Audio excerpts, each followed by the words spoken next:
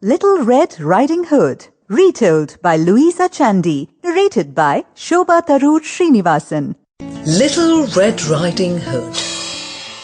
Once upon a time, on the edge of the woods, there was a small cottage. In the cottage, there lived a mother and a father and their daughter, whom everyone called Little Red Riding Hood. This was because she always wore a riding cloak with a hood that her mother had made for her, and of course it was red in colour.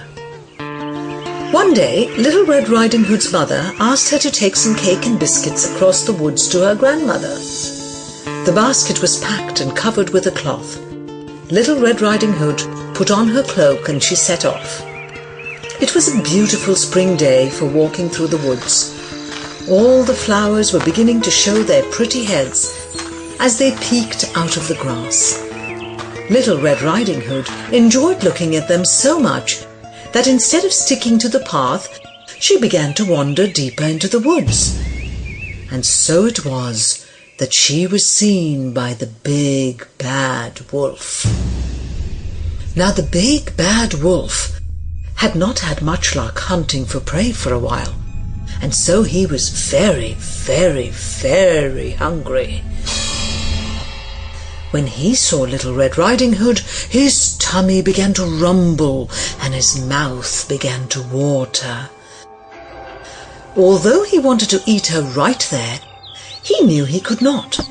Not far away, there were several woodcutters chopping down trees and collecting wood. If Little Red Riding Hood screamed, they would be sure to hear her and come running to help.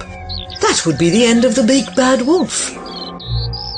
He needed another plan.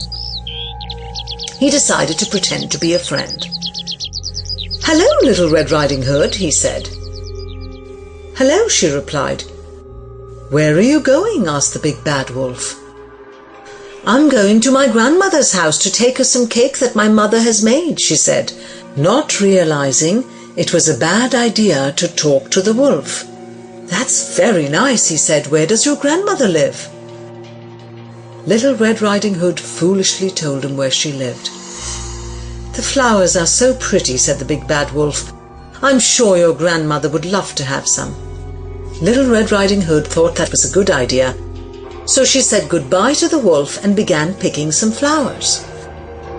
Meanwhile, the wolf pretended to walk away, and when he was sure that Little Red Riding Hood could no longer see him, he ran as fast as he could to her grandmother's house and knocked on. Sample complete. Ready to continue?